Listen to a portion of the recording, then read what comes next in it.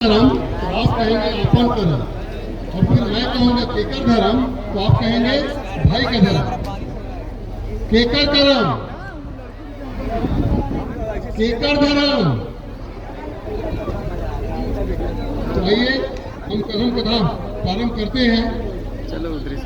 सतयुग की बात है, बहुत साल पहले ननका ननकी नाम की एक दंपति थे। बहुत ही खुशहाल परिवार, बहुत अच्छी खेती बाड़ी, धन धान से परिपूर्ण परिवार, बड़े सुखद जीवन व्यतीत कर रहे थे।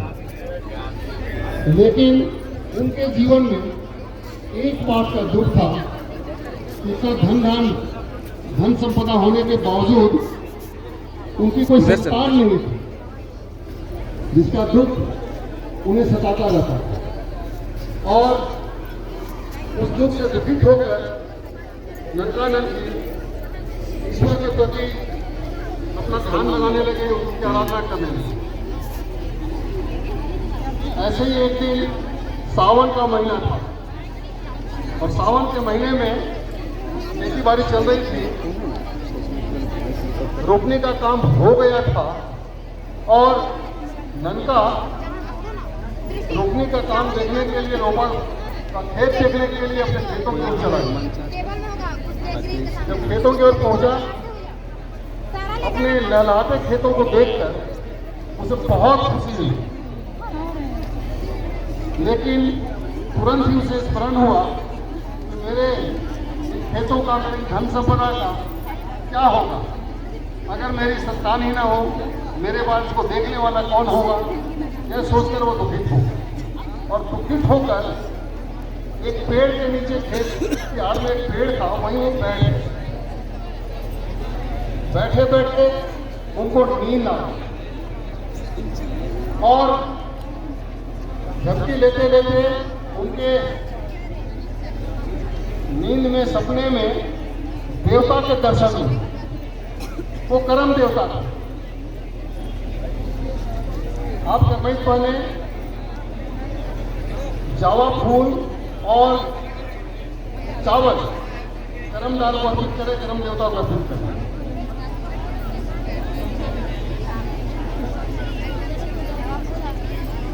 जब सपने में देवता ने उनसे कहा, हे करम देवता, हे कर्म ननका, तुम चिंता मत करो, जिस पेड़ के नीचे तुम बैठे हो यह करम का पेड़ है और भाद्र शुक्ल पक्ष एकादशी के दिन मेरा इसमें वास होता है और इसीलिए जैसे ही भादों का महीना आएगा, शुक्ल पक्ष एकादशी का दिन आएगा, तुम इसके 3 डाल लेना और 3 डाल लेकर अपने आंगन में स्थापित करना और पूरे विधि विधान से पूजा अर्चना करना और तुम जो वर मांगोगे तुम्हारी हर इच्छा पूरी होगी। और इतना कहकर वो अंतर्ध्यान हो गए और इसी बीच ननका की नींद खुल गई। वो खुशी खुशी अपने घर की ओर लौटा और लौटकर उसने ननकी से यह बात बताई कि हमें देवता ने सपने में दर्शन दिया है और उन्होंने ऐसा संदेश दिया है कि हम लोगों को भाद्र शुक्ल पक्ष एकादशी के दिन करम डाल की पूजा करनी है, उसको स्थापित करना है। तो ननकी ने कहा ठीक है, हम लोग ऐसा ही करेंगे। और जब भाद्र शुक्ल पक्ष एकादशी का दिन आया तो भाद्र शुक्ल पक्ष एकादशी के दिन उन लोगों ने करम के 3 डाल लाए, पूरे विधि विधान से उसको स्थापित किया और स्थापित करने के बाद उसकी पूजा अर्चना की। कर्मैत बहने अपने हाथ में आप हीरा लाए हैं, पीले वस्त्र में उसको लपेट कर और थोड़ा सा हाथ में अपना अरवा चावल और फूल ले ले। फिर पूजा अर्चना करने के पश्चात समय बीता और समय के साथ उनके घर में संतानों की उत्पत्ति हुई। उनको कुल 7 संतानें हुई। यह बहुत खुशी का अवसर है। जितने भी कर्मैत बने हैं, एक बार आपने जो खीरा लिया है, फूल लिया है, आप देवता को अर्पित करें।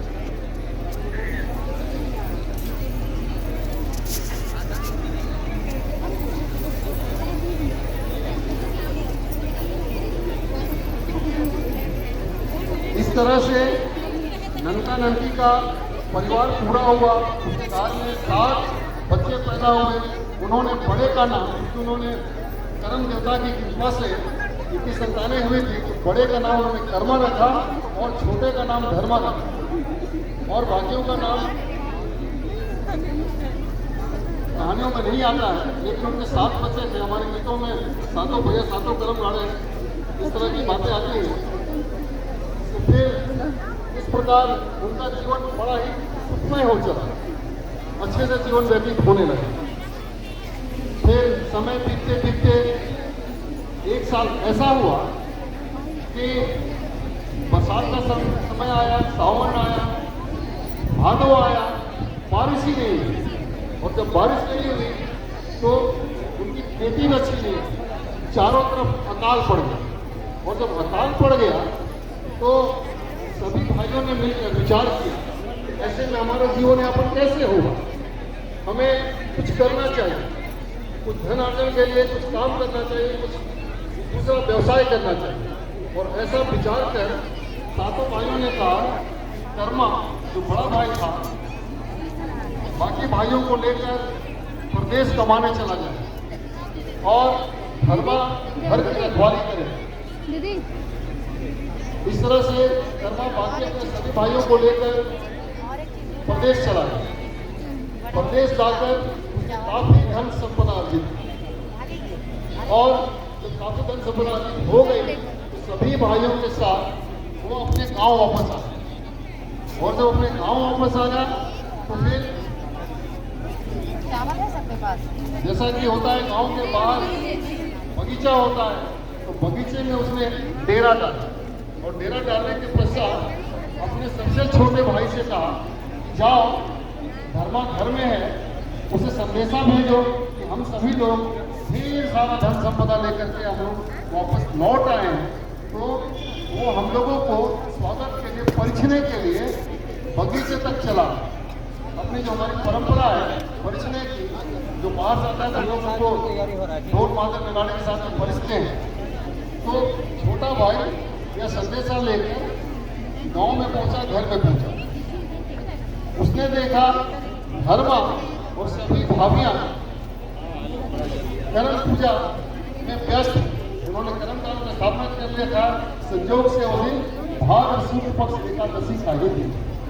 सभी लोग पूजा में व्यस्त थे, पूजा चल रही थी। और वो आकर इस काम से वो आया था भाई को खबर करने के लिए, वो भूल गया।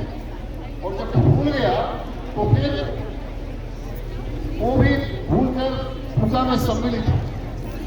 इधर कर्मा बगीचे के पास इंतजार करता रहा और उसने इस तरह से एक एक करके सभी भाइयों को घर की ओर भेजा कि जाओ, अग्रसर विलंब क्यों होता है, क्या हो गया है कि लोग अभी तक हम तक स्वागत के लिए नहीं आ रहे। और एक एक करके सभी भाई घर के पास पहुंचे। सभी लोग घर में पूजा का कार्यक्रम देखकर पूजा में सम्मिलित हो रहे हैं, क्योंकि बहुत दिनों के बाद उनको ऐसा अवसर मिला था, घर में पूजा हो रही थी। और सब बड़े भाई को छोड़कर सब लोग पूजा कर रहे थे। और एक समय ऐसा आया बड़ा भाई इंतजार करते करते थक गया। और जब थक गया तो उसने पेड़ की डाल तोड़ी, उसको सोटी बनाया और उसको लेकर वह घर की ओर चल पड़ा। बाकी धन संपदा वही छोड़ कर, आखिर क्योंकि इतना सारा धन संपदा था कि सबको ले नहीं जा सकता। वो गांव पहुंचा, घर पहुंचा, घर के आंगन में पहुंचा तो देखा क्या कि सभी बाकी भाई उसके नाच गा रहे हैं। पूजा समाप्त हो चुकी थी, धर्म देवता के स्वागत में सब लोग नाच रहे हैं। यह देख करके वो आग बबूला हो और चिल्लाकर बोला, ये तुम लोग क्या कर रहे हो। तब धर्मा ने कहा, भैया स्थान ग्रहण कीजिए, आप बहुत दिनों के बाद आए, ये के कर्म देवता की पूजा हो, हम लोग उसी में व्यस्त हैं और हम लोग पूजा खत्म करके आपको लेने के लिए आने वाले ही।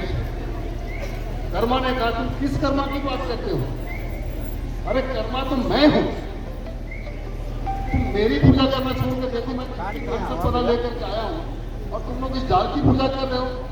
और उसने धर्मदास को जो अपने साथ डंडा लेकर आया था, सोटी लेकर आया था, सिखाने लगा और फाड़ करके बाहर खाद गड़ा के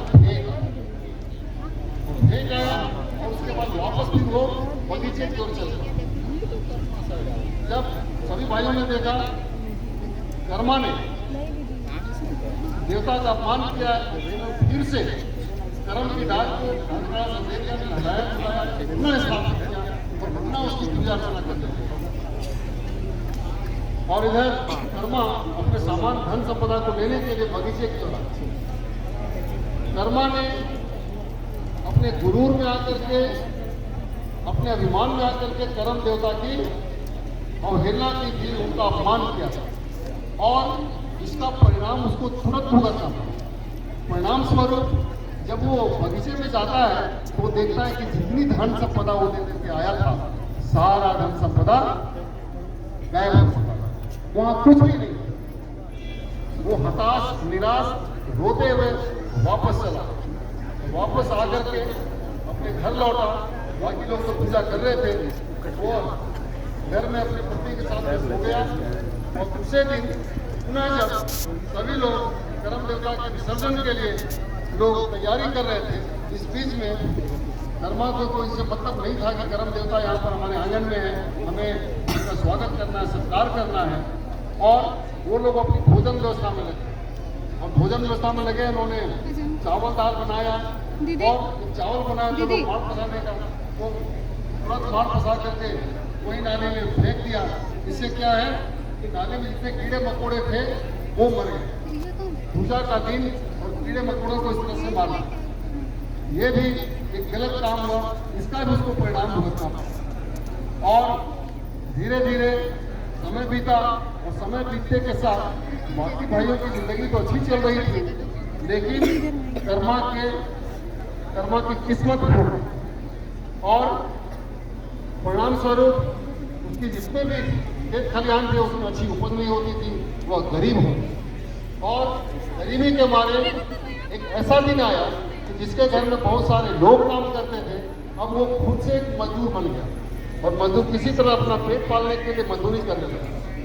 क्योंकि अच्छे परिवार से थे और इसीलिए वो दूसरों के घर में तो नहीं जा सकता था, उसने सोचा मुझे अपने भाई के घर में ही खेती बाड़ी का काम, मजदूरी का काम करना चाहिए।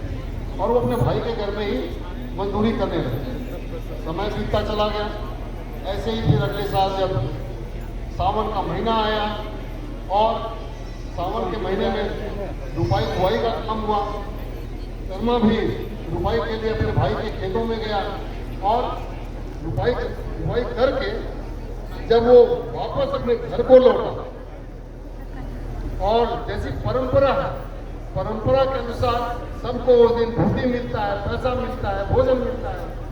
उसने सोचा मैं तो धर्मा का बड़ा भाई हूँ और बाकी गांव वाले आए हैं, सब लोग अपना भोजन कर ले, धोती पा ले, पैसा पा ले, तो हम लोग आराम से भाई के घर में जाएंगे और भोजन वोजन करेंगे। यह सोच करके पत्नी के साथ में वो लोगों के खाने का इंतजार करने लगा, समाप्ति का इंतजार करने लगा। धीरे धीरे धर्मा के घर से आवाज आनी बंद हो गई। उसे लगा कि सारे जो गांव वाले हैं अपना काम करके खा पी करके जा चुके हैं। उसने सोचा चलो हम धर्मा के बड़े भाई हैं, तो जाना चाहिए, हमें भोजन करना चाहिए। जब धर्मा के घर में जाता है तो क्या देखता है? वो देखता है कि सभी लोग जा चुके हैं, साथ ही साथ सभी खाना भी खत्म हो चुका है, सारा खाना खत्म है। वो बोला अपनी पत्नी के साथ चलो हम लोग घर की ओर चलते हैं। और हाय रे हमारी किस्मत, ऐसा क्या हो गया कि हमारे भाई के घर में पूरे गांव ने रोपा, पूरे गांव ने खाना खाया, लेकिन हमें थोड़ा सा भोजन तक नसीब नहीं हुआ। और वो कहा कि चलो हम लोग सो जाए और वो सोने का प्रयास करने लगे। लेकिन भूखे पेट जिसको नींद आती है, उसके आंखों में नींद नहीं थी। आधी रात को कर्मा और उसकी पत्नी दोनों भूख प्यास के मारे जब नींद नहीं आने लगी तो उन्होंने विचार किया चलो हम लोग खेतों की ओर चलते हैं और आज जितनी भी रुपाई हुई है हम लोग सबको उखाड़ देंगे। रुपाई के बाद हम लोगों को भोजन मिला ना भूखे मिला तो हम लोग को जाना चाहिए, सब हम लोग उखाड़ देंगे। और जब वो खेतों में पहुंचा और एक एक करके खेत से रोपे गए धानों को, रोपा हुआ धान को उखाड़ करके फेंकने लगा। एक क्यारी उखाड़ा, दूसरा क्यारी उखाड़ा, तीसरा क्यारी उखाड़ते उखाड़ते अचानक जब आर के पास में पहुंचा और वो दोनों मिलकर पति पत्नी पीछे की ओर देखे। वो क्या देखते हैं कि एक आदमी इनके द्वारा उखाड़े हुए धान के पौधों को फिर से लगाता जा रहा है। देख के डर गए और वो व्यक्ति श्वेत वस्त्र धारण किए हुए हैं। इनके डर में, उनके मन में डर महसूस हुआ और डर करके वो लोग उसके पास गए और उसके पैरों में गिर पड़े। भाई तुम कौन हो? और हम लोगों ने इतनी देर से सारे धान उखाड़ फेंके हैं, उसको तुमने फिर से स्थापित कर दिया। तब उसने कहा, हे कर्मा, मैं तुम्हारे भाई धर्मा, क्योंकि धर्मा धर्म कर्म में लगा रहता है, कर्म देवता की आराधना करता है, उसका पूजा पाठ करता है, तो मैं कर्म देवता का देवदूत हूं।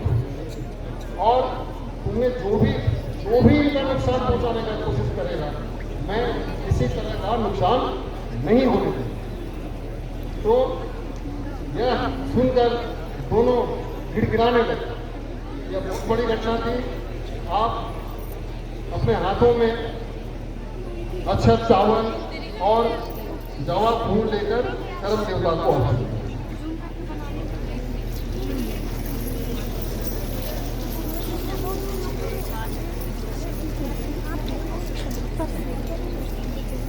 अब कर्मा ने देवदूत से पूछा, हे देवदूत, हमें बताओ, हमसे क्या गलती हो गई?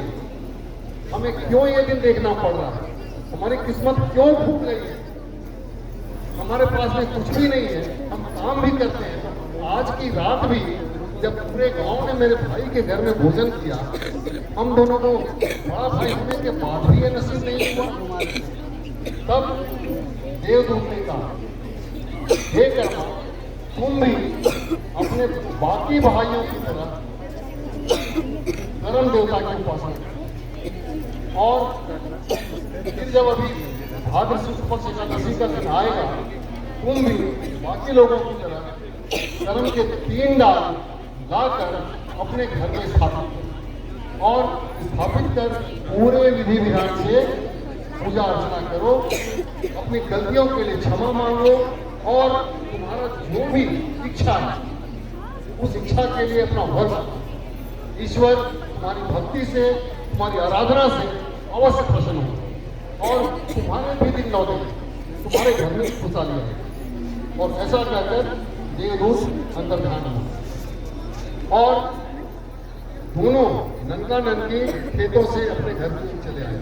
और उन्होंने विचार किया, जैसे ही भादों का महीना आएगा, शुक्ल पक्ष एकादशी का दिन आएगा, हम लोग मिलकर बाकी लोगों की तरह कर्म देवता को स्थापित करेंगे, पूजा अर्चना करेंगे, अपनी गलतियों के लिए क्षमा मांगेंगे। निश्चय ही देवता हमारी गलती माफ कर हमारी किस्मत फिर से बदल देंगे। और ऐसा ही हुआ। जब भाद्र शुक्ल पक्ष एकादशी का दिन आया,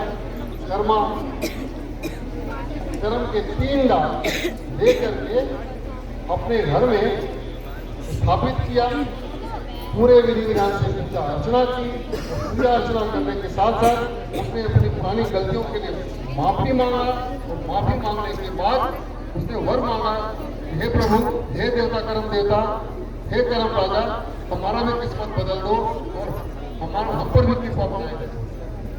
और ऐसा करके उसने अपनी पूजा ये मन्नत मांगा और जो भी विधि विधान होता है उसको पूरा किया। और इस तरह से समय बीतने के साथ उसका दिन फिर से वापस लौट गया। उसके घर में भी खुशहाली आने लगी, उसका घर भी धन धान से परिपूर्ण हो गया। एक बार फिर कमैतवा ने अपने मन में आपने जो भी खाना है उसको मन में रखते हुए देवता के सामने अर्पित करते हुए फूल अक्षर देवता को अर्पित किया।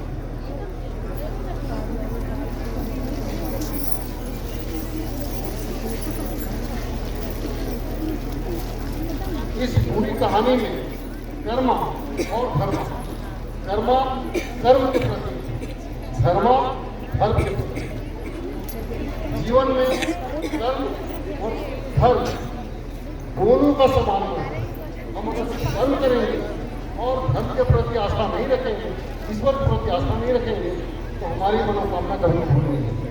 इसलिए अगर हमें अपनी मनोकामना पूरी करनी है तो हमें अपने कर्म के साथ साथ अपने जीवन में धर्म को भी स्थान देना चाहिए, देवता की आराधना करनी चाहिए और एक सदाचारी जीवन बिताना चाहिए। आप सभी छात्र छात्राएं हैं, यहाँ पढ़ने के लिए आए हैं, पूरी मेहनत करते हैं, आप खूब मन लगा कर पढ़ें, पूरी मेहनत करें, लेकिन मेहनत करने के बाद आप जब परीक्षा लिख के लौटते हैं तो क्या करते हैं? हे भगवान, हमने परीक्षा लिख दिया, अच्छे से पास किया। तो ऐसा ही ये ईश्वर के प्रति अपनी आस्था है, भक्ति है, उन पर विश्वास है। तो आप भी अपना कर्म करके जाएं और साथ साथ धर्म के प्रति अपनी आस्था बनाए रखें। आप सभी का जीवन अवश्य सफल हो। और इन्हीं शुभकामनाओं के साथ मैं अपनी कहानी अंत करता हूँ। बहुत बहुत धन्यवाद। परम देवता की जय। आप सभी को मेरा जोहार। जोहार।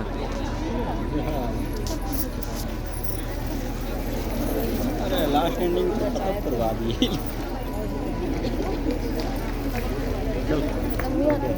अब जाना है। चलो बहुत ज़्यादा